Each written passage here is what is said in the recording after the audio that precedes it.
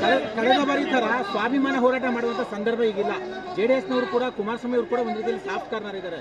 ನಿಮ್ ಜೊತೆ ಬಂದು ಮಾತಾಡ್ತೇವೆ, ಸಹಕಾರ ಕೊಡ್ತೇವೆ ಅಂತ ಹೇಳ್ತಿದ್ದಾರೆ. ಆ ಜಿದ್ದಿ ಈಗಿಲ್ಲ. ಹಾಗಾಗಿ ತೀರ್ಮಾನ ಏನಿರಬಹುದು ಅನ್ನುವಂತ ಒಂದು ಕುತೂಹಲ.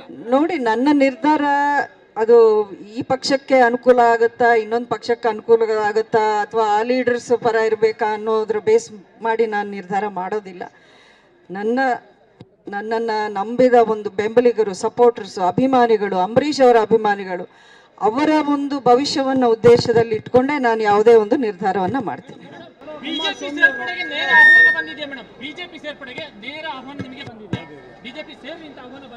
ಹೌದು ಹೌದು, ಬಂದಿದೆ.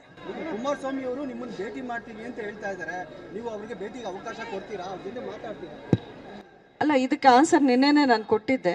ಭೇಟಿ ಮಾಡೋಕ್ಕೆ ನನಗೇನು ಆಕ್ಷೇಪ ಇಲ್ಲ. ನಾನು ಹೇಳಿದೆ, ಇದು ಅಂಬರೀಷ್ ಅವ್ರ ಮನೆ, ಇದು ಎಲ್ಲರಿಗೂ ಓಪನ್ ಹೌಸೇ. ಇದು ಯಾರು ಬೇಕಾದರೂ ಇಲ್ಲಿ ಬಂದು ಭೇಟಿ ಆಗ್ಬೋದು, ಮಾತಾಡ್ಬೋದು. ಅದರಲ್ಲೇನು ಆಕ್ಷೇಪ ಏನಿಲ್ಲ. ನಿಮ್ಮ ನೇತೃತ್ವದಲ್ಲೇ ನಡೆಯುತ್ತೆ ಅಂತ ಮೈತ್ರಿ ಚುನಾವಣೆ ಯಾವತ್ತು ಓಕೆ, ನಾನಿನ್ನೂ ಅವ್ರನ್ನ ಅಂದರೆ ಈ ಒಂದು ವಾರದಲ್ಲಿ ಮಾತುಕತೆ ಏನೂ ಆಗಿಲ್ಲ ನಂದು ಪಕ್ಷದ ಲೀಡರ್ಸ್ ಜೊತೆಯಲ್ಲಿ.